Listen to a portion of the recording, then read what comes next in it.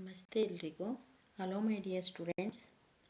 Last ಕ್ಲಾಸಲ್ಲಿ ನಾವು 8th class chapter 4 ಇದರಲ್ಲೇ ಕಂಬಷನ್ ಆ್ಯಂಡ್ ಫ್ಲೇಮ್, ದಹನ ಮತ್ತು ಜ್ವಾಲೆ, ಇದರಲ್ಲಿ ಪಾರ್ಟ್ 1 ಅಂದರೆ ಡೈರೆಕ್ಟ್ ಮತ್ತು ಈಸಿ ಕ್ವಶನ್ ಆನ್ಸರ್ಸಲ್ಲಿ ಕೆಲವೊಂದು ಕ್ವಶನ್ ಆ್ಯಂಡ್ ಆನ್ಸರ್ಸನ್ನು ಡಿಸ್ಕಸ್ ಮಾಡಿದ್ವಿ. ಇದು ಅದರ ಕಂಟಿನ್ಯೂಷನ್ನೇ 4.1ನಲ್ಲೇ ಪಾರ್ಟ್ 2 ಮಾಡ್ಕೊಂಡಿದ್ದೀನಿ. ಇದು ಅಷ್ಟೇ ಡೈರೆಕ್ಟ್ ಮತ್ತು ಈಸಿ ಕ್ವಶನ್ ಆ್ಯಂಡ್ ಆನ್ಸರ್ಸು, ನೇರವಾದ ಮತ್ತು ಸುಲಭವಾದಂಥ ಪ್ರಶ್ನೆಗಳು ಮತ್ತು ಉತ್ತರಗಳು. See the first question, what are a fuels? ಹಾಗಂದರೆ ಏನು? ಇಂಧನಗಳು ಎಂದರೇನು? See the answer, the sources of heat energy for domestic and industrial purposes are mainly wood, charcoal, petrol, kerosene, etc. These substances are called fuels. ಹಾಗಂದರೆ ಏನು? The sources of heat energy for domestic and industrial purposes ಅಂದರೆ ಗೃಹ ಬಳಕೆ ಮತ್ತು ಕೈಗಾರಿಕಾ ಉದ್ದೇಶಗಳಿಗೆ ಶಾಖಶಕ್ತಿಯ ಮೂಲವಾಗಿ ಬಳಸುವಂತಹ ಮರ, ಇದ್ದಿಲು, ಸೀಮೆ ಎಣ್ಣೆ ಮತ್ತು ಕೆರೋಸಿನ್, ಪೆಟ್ರೋಲ್, ಇವೆಲ್ಲವುಗಳನ್ನು ನಾವೇನಂತ ಕರಿತೀವಿ? ಇಂಧನಗಳು ಅಂತ ಕರಿತೀವಿ. ಓಕೆನಾ? ಯಾವುದಕ್ಕೆ? ಗೃಹ ಬಳಕೆ, ಮನೆಗಳಲ್ಲಿ ಮತ್ತು ಕೈಗಾರಿಕೆಗಳಲ್ಲಿ ಶಾಖಶಕ್ತಿಯಾಗಿ ಬಳಸುತ್ತೇವೆ. ಇವುಗಳನ್ನೆಲ್ಲ ಯಾವ್ಯಾವುದು? ಮರವನ್ನು, ಇದ್ದಿಲನ್ನು, ಪೆಟ್ರೋಲನ್ನು ಮತ್ತು ಸೀಮೆ ಎಣ್ಣೆಯನ್ನು, ಇವೆಲ್ಲವೂ ಇಂತಹ ವಸ್ತುಗಳನ್ನೇ ಶಾಖಶಕ್ತಿಯಾಗಿ ಯಾವ ವಸ್ತುಗಳನ್ನು ಬಳಸ್ತೇವೆ? ಇವಾಗ ನಾವು LPGಯನ್ನು ಸಹ ಬಳಸ್ತೇವೆ ಮನೆಗಳಲ್ಲಿ, ಹೌದಲ್ವಾ? LPGನೂ ಸಹ ನಾವು ಆ್ಯಡ್ ಮಾಡ್ಕೋಬೋದು ಇಲ್ಲಿ. ಓಕೆನಾ? LPG ಇದೆಲ್ಲವೂ ಮನೆಗಳಲ್ಲಿ ಗೃಹ ಬಳಕೆಯ ವಸ್ತುಗಳಿಗೆ ಮತ್ತು ಕೈಗಾರಿಕೆಗಳಲ್ಲಿ ಶಾಖಶಕ್ತಿಯಾಗಿ ಬಳಸುವ ವಸ್ತುಗಳನ್ನೇ ನಾವೇನಂತ ಕರಿತೀವಿ? ಇಂಧನಗಳು ಅಂತ ಕರಿತೀವಿ. ಓಕೆನಾ? See the second question, what is calorific value? Calorific value ಅಥವಾ ಕ್ಯಾಲೋರಿಫಿಕ್ ಮೌಲ್ಯ ಎಂದರೇನು ಕನ್ನಡದಲ್ಲಿ? C the answer, the amount of heat energy produced on complete combustion of 1 kg of a fuel is called its calorific value. ಹಾಗಂದ್ರೇನು? the amount of heat energy produced, ಶಾಖಶಕ್ತಿ ಬಿಡುಗಡೆ ಆಗುತ್ತೆ ಯಾವಾಗ?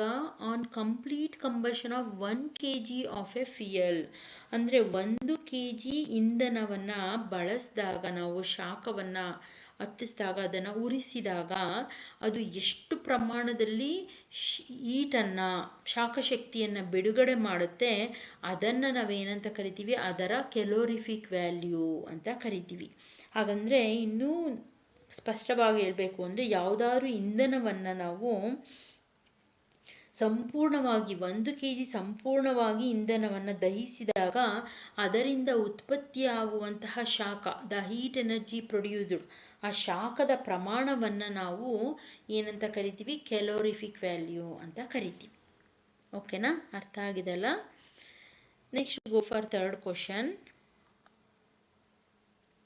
C what is kilo joule or kilogram? ಇಲ್ಲಿ kg ಅಂದರೆ kilo joule,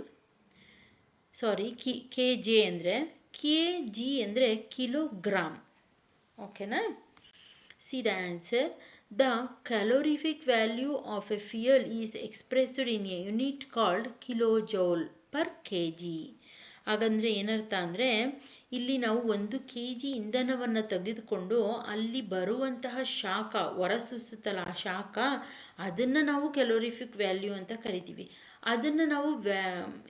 ಅದನ್ನು ಯಾವ ರೀತಿ ನಾವು ಅದನ್ನು ಗುರುತಿಸ್ಬೇಕಲ್ವಾ? ಅದನ್ನು ಗುರುತಿಸೋದಕ್ಕೆ, ಎಕ್ಸ್ಪ್ರೆಸ್ ಮಾಡೋದಕ್ಕೆ ಬಳಸುವಂತಹ ಒಂದು ಯೂನಿಟನ್ನು, ಅದರ ಒಂದು ಗುರುತನ್ನು ನಾವೇನಂತ ಕರಿತೀವಿ?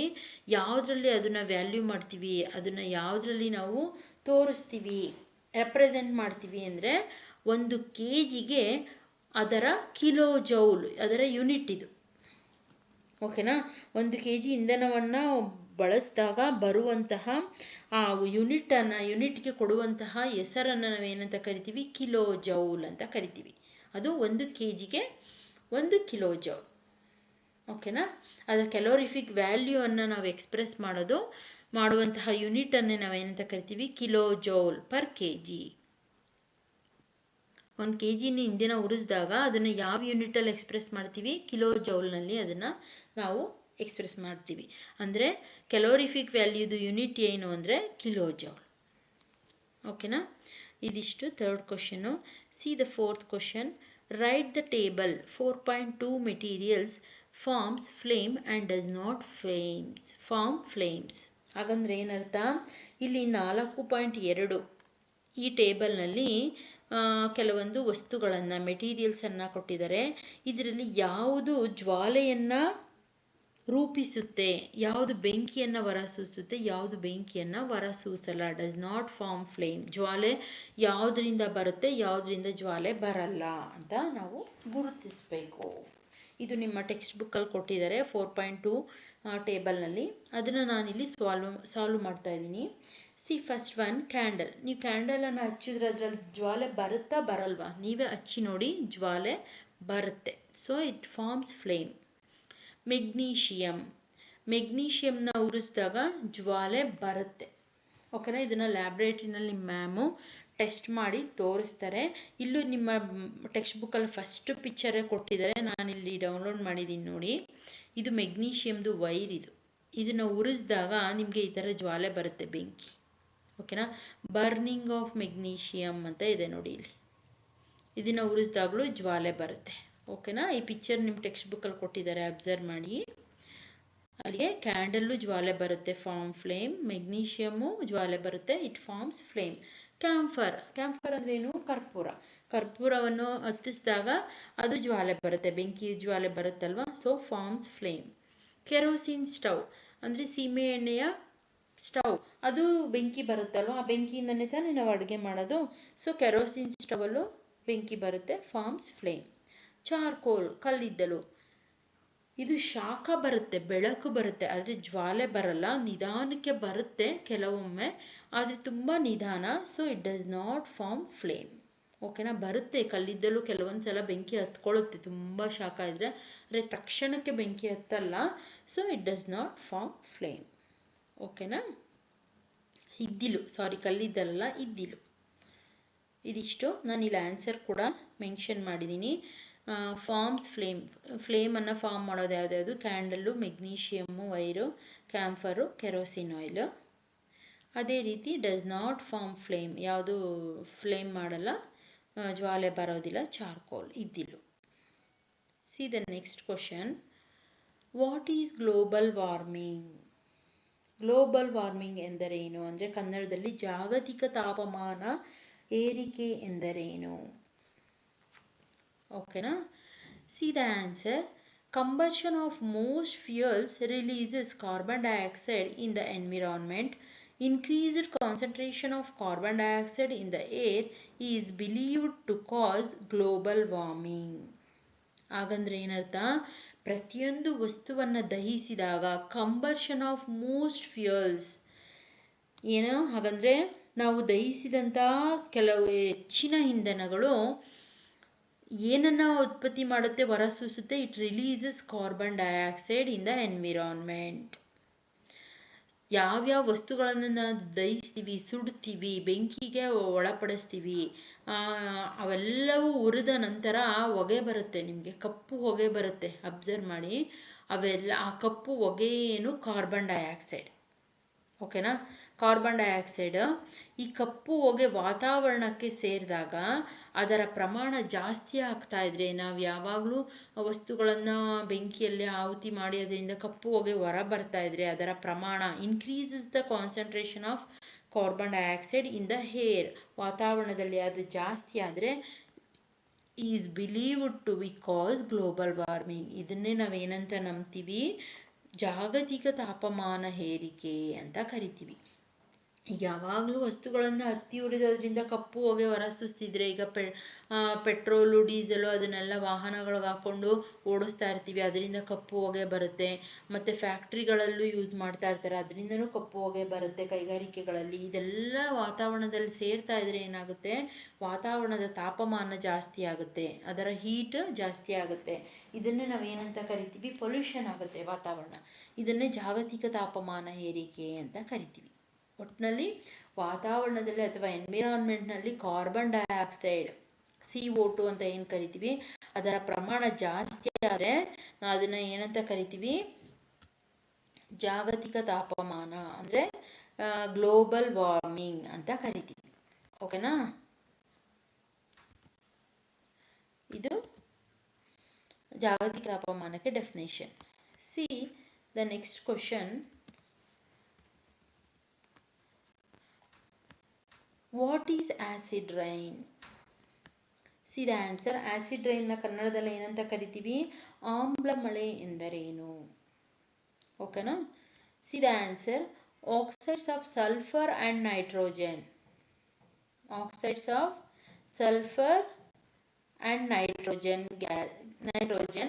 dissolves in rainwater and forms acids. Such rains are called acid rain. ಹಾಗಂದ್ರೇನು? Oxides of sulphur and nitrogen dissolves in rain water. ಹಾಗಂದರೆ ಈ ಸಲ್ಫರು ಮತ್ತು ಆಕ್ಸಿಜನ್ ಏನಿದೆ, ಸಾರಜನಕ ಮತ್ತು ಗಂಧಕದ ಆಕ್ಸೈಡ್ಗಳು, ಓಕೆನಾ, ಆಮ್ಲ, ಗಂಧಕದ ಆಮ್ಲ, ಇವು ಮಳೆಯಲ್ಲಿ ಕರಗಿ ಆಮ್ಲಗಳನ್ನು ರೂಪಿಸುತ್ತೆ. ಇದನ್ನು ನಾವೇನಂತ ಕರಿತೀವಿ, ಆಮ್ಲ ಮಳೆ ಅಂತ ಕರಿತೀವಿ. ವಾತಾವರಣದಲ್ಲಿ oxygen, carbon dioxide, sulphur, nitrogen, phosphorus ಎಲ್ಲ ಇರುತ್ತೆ. ಮಣ್ಣಿನಲ್ಲಿರುತ್ತೆ, ಕೆಲವೊಂದು ಗಾಳಿಯಲ್ಲಿರುತ್ತೆ. ಈ ಅಂಥವುಗಳಲ್ಲಿ ಸಲ್ಫರು ಮತ್ತು ನೈಟ್ರೋಜನ್ನು ಮಳೆಯ ಗಾಳಿಯೊಂದಿಗೆ ಬೆರೆತು ಅದು ಆಮ್ಲವಾಗಿ ಮಾರ್ಪಾಡಾಗಿ ಮಳೆಯಾಗಿ ಸುರಿಯುತ್ತೆ. ಮಳೆ ಬರಬೇಕಾದ್ರೆ ಇದು ಮಿಕ್ಸ್ ಆಗುತ್ತೆ, ಸಲ್ಫರ್ ಮತ್ತು ನೈಟ್ರೋಜನ್ ಅನಿಲಗಳು.